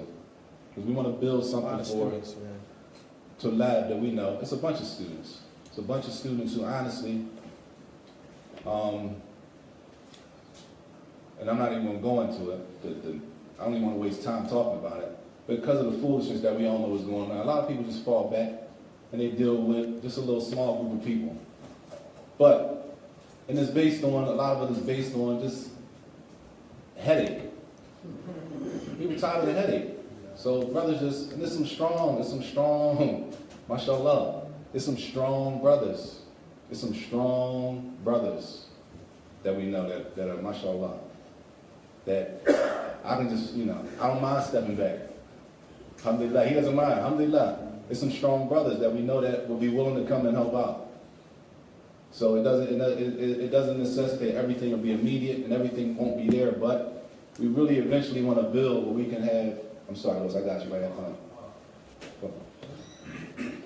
Once the building is obtained, how soon will classes and everything else? Once the building is obtained, how soon will the classes be going on? That's immediately. Immediately. Well, I mean, I'm not a building mate. He does. That's if anybody want to help out building all the stuff, all the building. He's the man to say. I'm just telling you what he told me. Now he can tell you that. Actually, as soon as we get the place cleaned up, we're going to try to start doing something in there immediately. As far as classes and Jumu'ah, inshallah. Immediately meaning how immediate? Maybe within that first month. I just say that within that first month. Name's trying to just get a feel of anybody in the room that has, raising hands, who has skills as far as doing that type of work, right? And see what we got, right?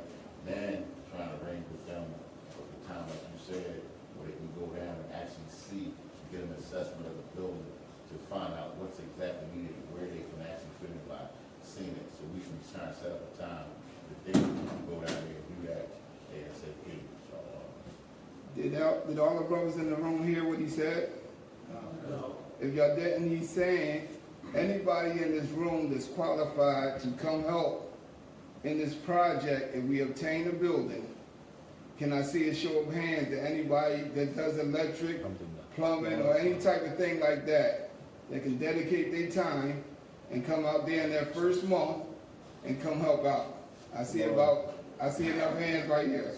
And then y'all brothers, y'all can put it on the pledge sheet also, and come out here and let me know what y'all, whatever y'all do, whatever y'all profession is, y'all can come out and help. No problem. No, I was just going to ask about jobs, as far as the center. Is it going to provide jobs for Muslims? Because a lot of brothers need jobs. Good question. Well, that's a good question. But stuff like that is something we didn't have down. But we want to. That's what we want to. We want to do stuff. So we want that. We don't have it on the list, but we're gonna put it down. Actually, we do have a job. Well, that was for people. He talking about generally. We talking about people come home from prison, but we talking about in general. To be able to, well, that's part of everybody in here. Everybody in here is involved in something. You know what I'm saying? Whatever you're involved in, we need you. I don't know, if you don't come in, if nobody comes and tells us, I don't know what you do. If we don't talk to each other, we don't know what we do.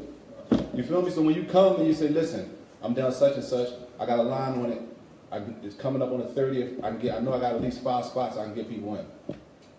We can address the community, listen, this is what's going on the 30th of the month. There's going to be 5 spots, and we can just relay it like that. But that's going to be a big thing. Communication is going to be big. I don't know, nobody knows what each person is doing individually every single day. But if we communicate, whether it's through email, phone call, text message, some type of communication, we don't have to talk. Even the line is an email. Got this going on, and we can just communicate like that. Shake. No, I'm listening. just want to repeat what you said to answer the brother's question. Yes. The center's not going to be set up to do everything. Right.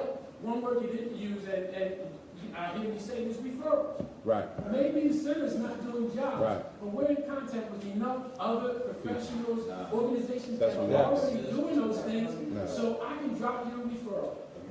But to say, And that's part of and that's what I hear you all saying. We're not set up to do everything they want. And so don't come to the center thinking that we're going to give you a job, but we can give you a referral. Right. And then you take it from there. Clear. Well, the low team. You with me? On that tip. And that's Where the center might not have a job. Maybe the center doesn't have a job, but the center knows this brother, he has a business, and I know he has 3 spots. Because how I know he has 3 spots, he came to us and he told us, we have 3 spots, 2 males and 1 for a sister. So we can say, all right, boom, just like that. We might not be able to do everything, but. Basically, camelback. What we're saying is that, firstly, the goal is to get the center established. And then we may have a board up there, like an outreach situation, where guys like myself who work for the city and others, we have qualified people that can say, this is doing this now. They have with a hospital or somebody like that, or doing mass hiring or university. So we have something to represent people who's not, working at the time. Right. But, you got to get it established first, and then the outreach will come from within.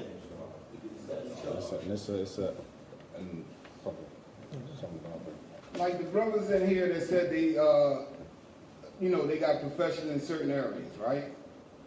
We asking y'all brothers to start the program inside of the center. Y'all can start some programs there. The ones that we can, that's, not too big, but y'all can start your own programs in the center. Y'all can start your own program. Y'all bring it to us, and y'all can start these programs yourself. Y'all don't need our consent to start the program. Only thing y'all got to do is come to us and tell us what type of program you're starting, and maybe, okay, if everybody agrees on that and it's going to help the community, let's do them programs. Don't just leave it up to us to make programs. That's what y'all here for. Yeah. Tell us the programs that that everyone needs. The sisters need, the brothers need, the children need, the elderly need. We need y'all guys to tell us what we need in this community. We don't know everything. We don't live where y'all live at. We don't live where y'all live. Tell us what we need so we can try to provide these things. If we don't know how to do it, y'all guys know how to do it. Y'all can start it yourselves. We got the space to do it. That's the purpose of getting the building. I gotta think about it. If you want to. This is another message that somebody mentioned or sent, and it's about the backlash again, and it's about people being afraid. There are a lot of brothers and a lot of sisters that may be intimidated to help or intimidated to be a part of it. My advice to those people: put your trust in Allah subhanahu wa ta'ala. Believe what your eyes see and believe what your ears hear until you see something otherwise. I mean, we can't get any simpler than that. Most of us in our communities, we accepted Islam because we wanted to do the right thing. We accepted Islam because we found that Islam was the haqq. Many of us left off Christianity or wherever else we were a part of. We came to Islam and we learned about the Quran. We learned about the Sunnah of the Prophet ﷺ. And we learned about following the way of the pious predecessors. Believe that stuff. Believe it. There was a time in Philly where the Muslims were a lot stronger. It was before we left to go to school, 04, 05. The kalam, or the speech during that time was, what's the dalil? What's the dalil? Quran, Sunnah, what's the dalil? Everything was dalil. And then we got into a time period now where we don't refer back to that anymore. It's not that it's not important, it's just it hasn't been stressed. It hasn't been stressed. My advice to the brothers and the sisters that are maybe slightly afraid, it's okay. Take your time. Put your trust in Allah. At the end of the day, we're going to move forward regardless. We're going to move forward regardless. Our hands are out to assist. If people are scared, if there's things that you want to discuss, if you have questions about us, there's stuff that's been on the internet, Ikhwani Muslimin, whatever else people been saying, we're here. We're here in front of the community. Alhamdulillah, we spent time studying with scholars for many years. And this is not to say boastfully, like, alhamdulillah, we benefited from scholars, no doubt. And if anybody got any questions about why we do what we do, we know why we do what we do. We don't get permission from no one in this city. We don't ask nobody for any permission, and this is what we do. And if anyone has a problem with how we move, we're open for criticism. Just don't be disrespectful. Don't disrespect us. At the end of the day, we're from here just like you. If you got a problem with me, pull me to the side. Listen, brother, you said A, B, C, D. I disagree. That's fine. Because we're not going to agree on everything. But what we have to learn how to do as Muslims is to be respectful in our disagreements. We're going to have to agree to disagree on some things. And that's fine. But we have to be adults. We can't behave like children. If someone says something, can't call them names and cowards and whatever else, dogs or whatever, we're grown men. You're not going to tell, if we weren't Muslim, you're not going to tell a man walking down the street he's a dog and not expect a reaction. We can't function like that. That type of behavior is not sustainable. That type of behavior leads to chaos. That type of behavior leads to people getting hurt. We're not trying to do that. Yes, I might disagree with how you move. If I offend you, my bad. But it's coming from a good place, inshallah. Inshallah. So the advice for the brothers that are, or sisters that are slightly, up against the wall, they don't know where they're going to go, it's fine. Take your time. Take your time. Put your trust in Allah. Take your time. Get up in the last third of the night and pray. Get up in the last third of the night. Fast on Mondays and Thursdays. Fast for 3 days out the month, the way the Prophet ﷺ ordered us. This is our religion. This is a religious thing. It's not personal. It's religion. It's not personal. Go ahead, Sheikh. That's my Salam wa rahmatullah. Camelback when we just take this I think y'all trying to send me a message. I'm gonna use that in the Camelback. I said piggyback cover, brother. I like that though. That's cool. We're not gonna use piggyback anymore. We're gonna use Camelback. The dawah to Allah is the heart, no doubt. It comes to all creation. We need to purify our intentions, first and foremost, in everything that we do. And I heard maybe a year ago over a minbar, one of my beloved sheikhs say something that I've used in my daily life every day. We believe in Allah, but do we believe Allah? We have got to be upon this here, but this is a house. Simple. And within that house is a guarantee.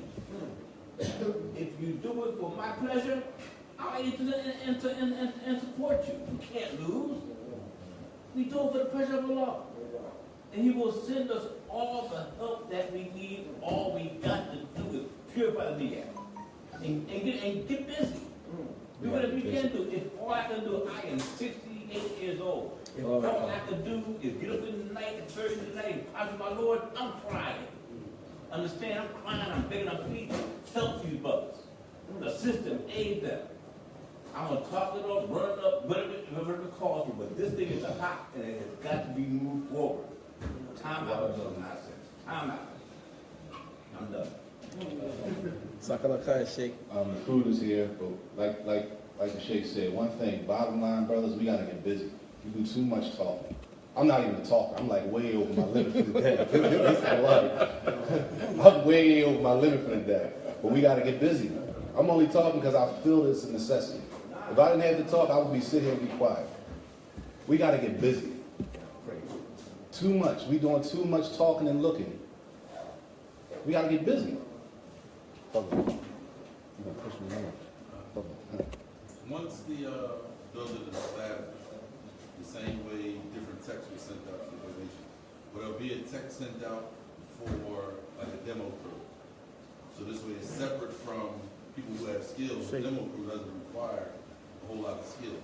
Right. I mean, somebody on the site that's skilled, no doubt, but so this way, as it relates to the demo, in my opinion, 10 people can clear it out with a dumpster in a day, inshallah. That's what we need. Therefore, we take one of these papers. I mean, if we're going to do it, we're going to do it. We take one of these papers, and people write their name and their phone number on it before you leave if you want to help.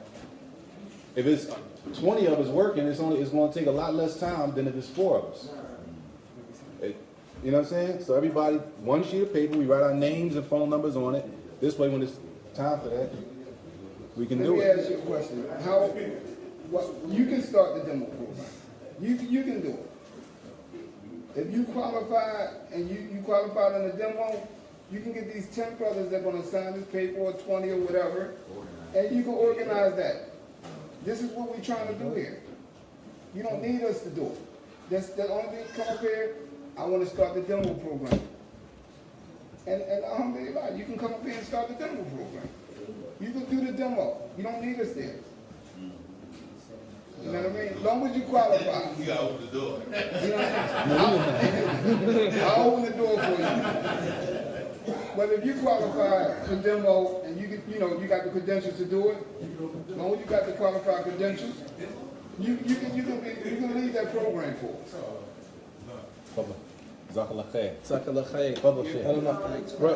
Real quick, we just want to thank our brothers from IMFC for donating halal food, alhamdulillah, free. The brother looked out for us. May Allah preserve him and his company and support them as much as you can. Wa jazakumullahu khairan.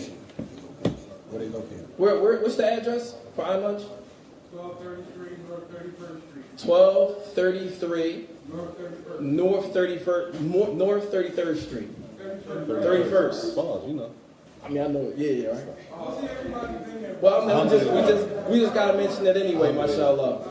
Jazakallah khair. Sheikh, further. Go ahead, Sheikh. I'm sorry. Wake up, salam, rahmatullah. I just wanted to say, I traveled in from out of town. Allahu Akbar. I asked Allah to bless the brothers and the sisters and the children of the city of Philadelphia to overcome their obstacles and to be able to get this group off the ground and to maintain it with the checks and balances along the way that we don't repeat, what history repeated or failure. And if we have any pledge forms that I can take back with me out of town, please give me a few, inshallah. I think it's on the back table. Yeah, his pledge one's on the back table. Go ahead, Sheikh. Fadda. The Sheikh. Assalamu Brother Daniel and I are here basically pledging to assist you in the area that you know is our... We already know.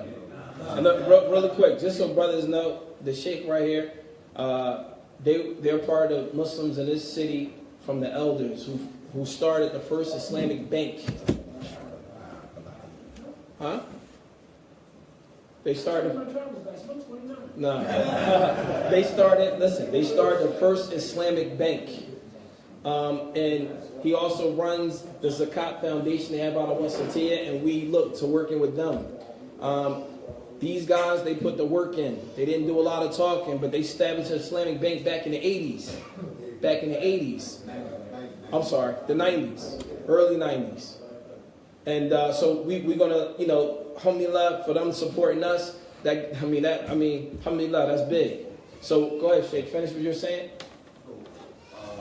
Right now, many of the brothers may know that we have a base at Wasatiyah. But what the brothers are saying is very important. Wherever you pray does not mean that's your sole allegiance.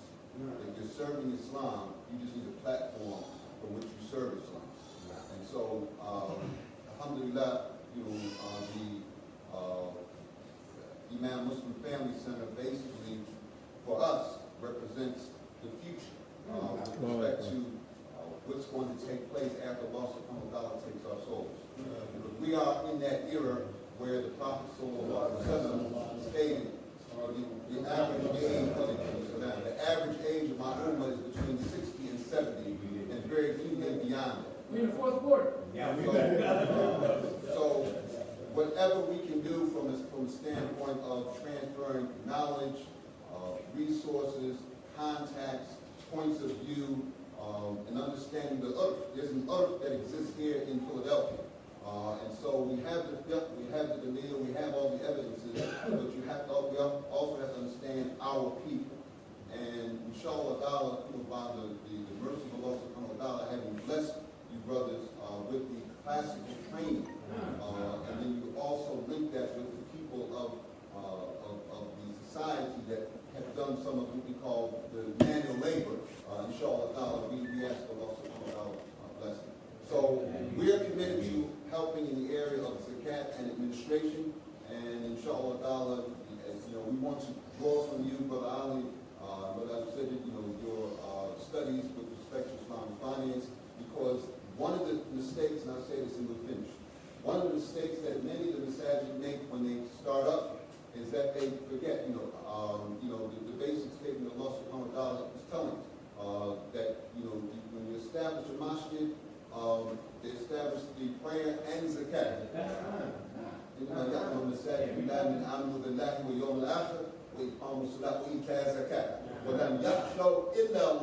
And so, they fear no one but Allah. So that verse itself should provide some comfort to the people who have hesitation, trepidation, anxiety about getting involved.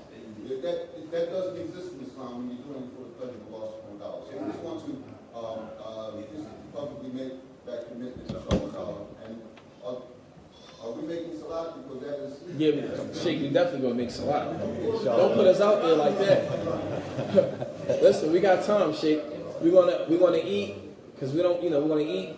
Then after that, we're gonna move the table to the side and we're gonna pray, inshallah. Jazakumullah khair. More questions? Any other questions? Oh.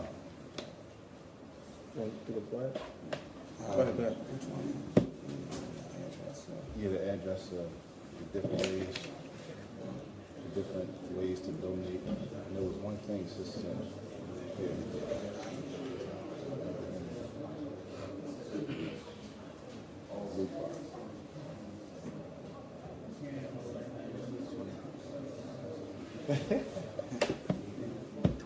Crazy. Yeah. Inshallah.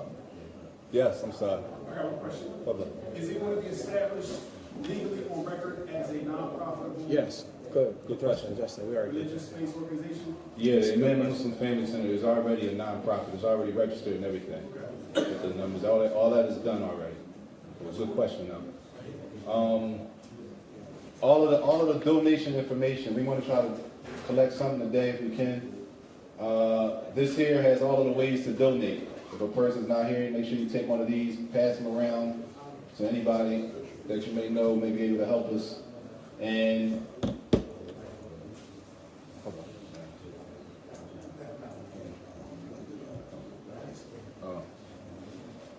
make sure everybody make sure they take one of these papers. It's the upcoming events. It's about 4 on here, and they're all going to be events fundraising. As one of the main issues we have right now is we don't have the money to attain the building.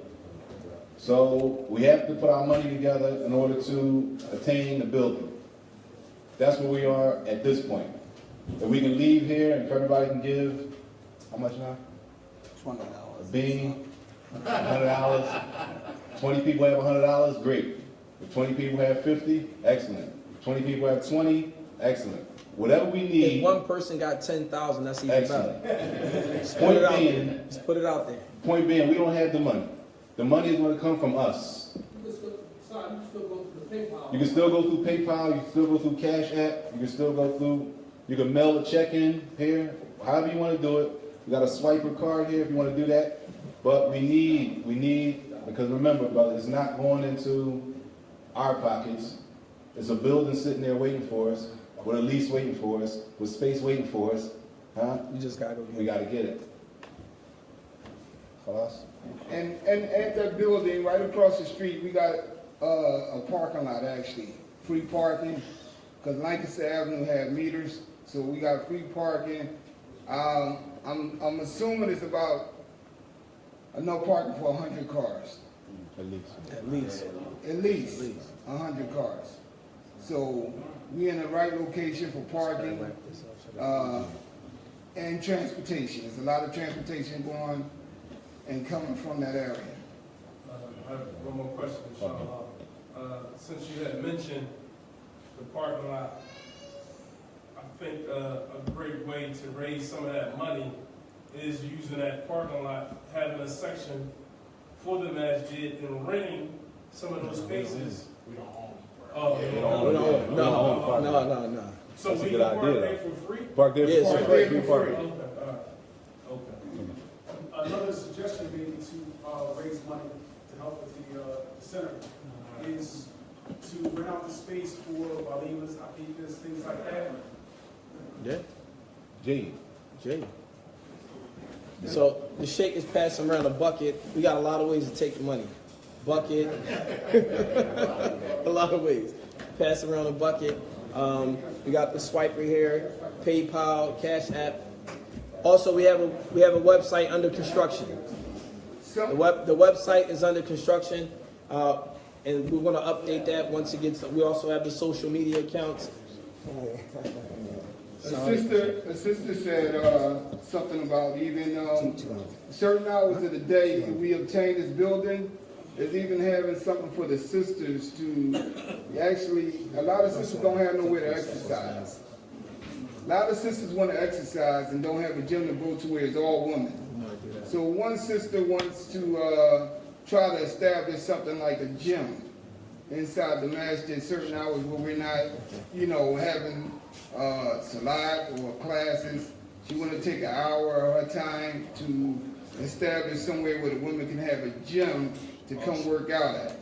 So that's one of the ideals that people are putting out there for us. Those sisters are paying for like a membership to work out there? Yeah, we can. I'm not sure We about can that. set it up. But I mean, it's a trade-off. Everything equal, right? I mean, we can work. We can figure that out. What's your number there? What's your question? Papa. idea of classes When? You say idea when? What classes? Take that 9. Not right offhand. I mean, 1 minute. I mean, we definitely want to have, like, we want to have ongoing Quran classes. They shouldn't stop. Quran classes don't stop. That's what we want. Remember, all this stuff is not immediate. We want to have ongoing Quran classes. We want to have ongoing basic Arabic. Basic Arabic classes. We want to have ongoing classes for our children. Some stuff is like standard that we want to just have non-stop. Hopefully we can have enough classes are non-stop.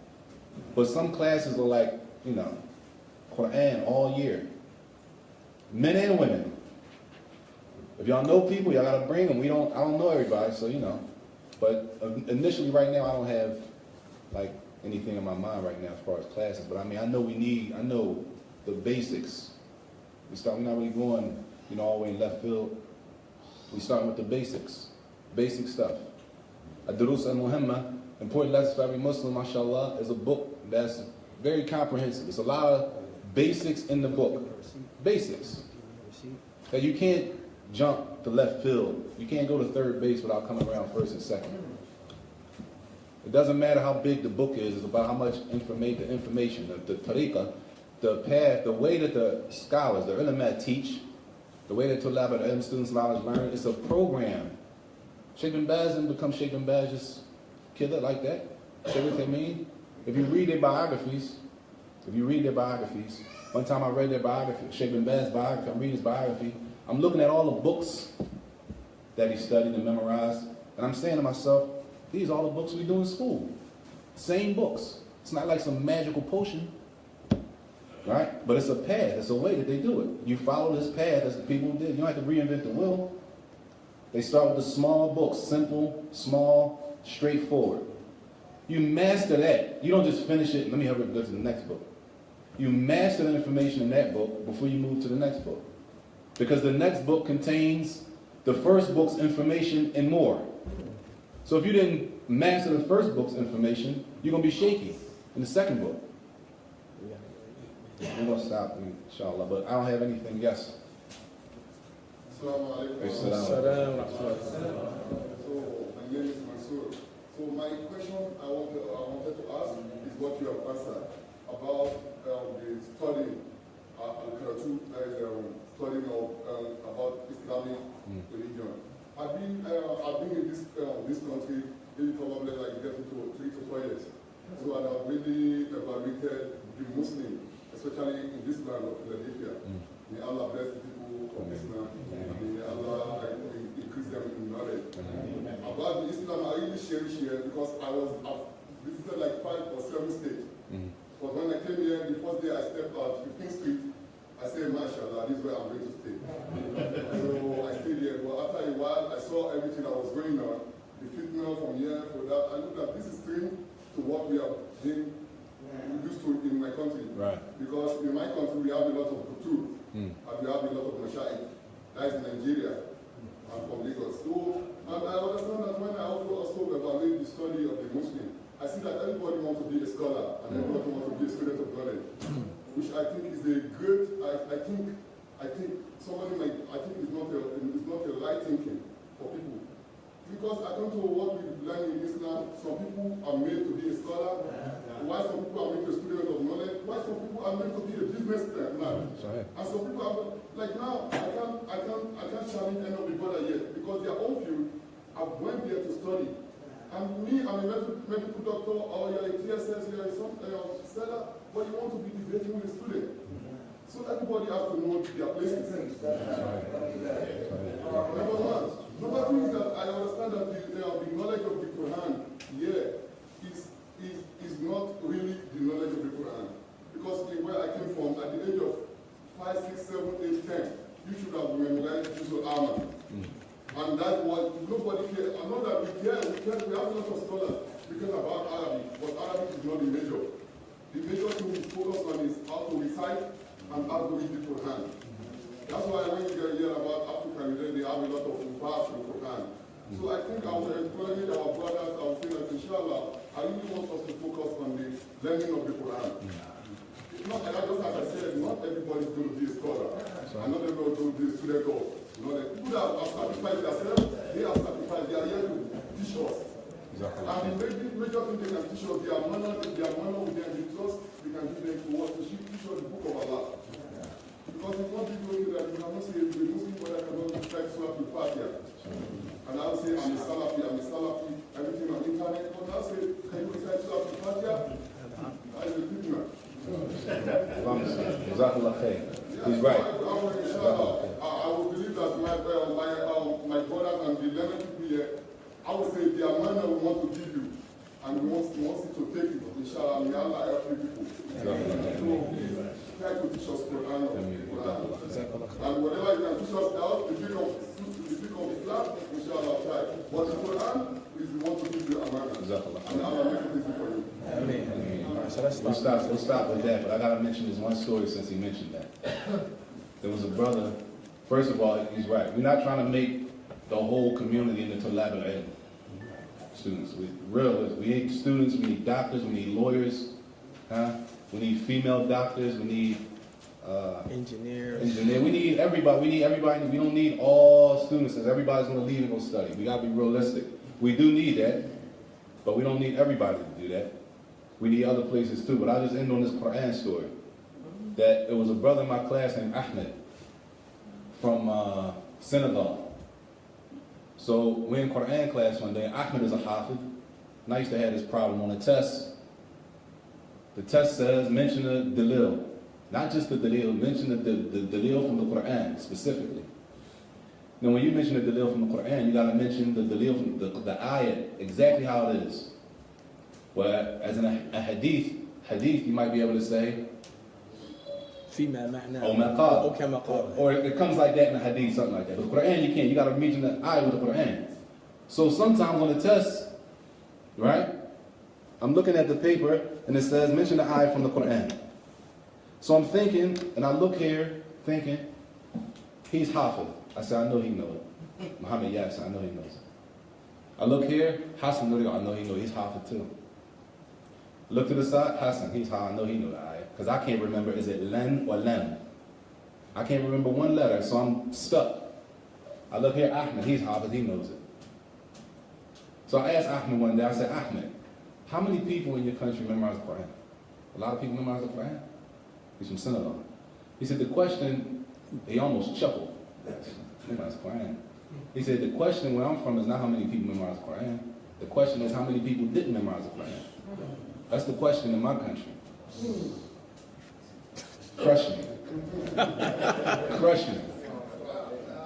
I just wanted to leave on that stuff is doable, but we got to really believe it's doable. We'll stop it, man. We'll stop. Yeah, we'll stop. We got to eat and pray. We got to pray. You got to pray first or eat? The food ready, brother's hungry. Let's eat first and then we pray. We got time. It's Saajid and what's that? That's on Saajid. Stop it.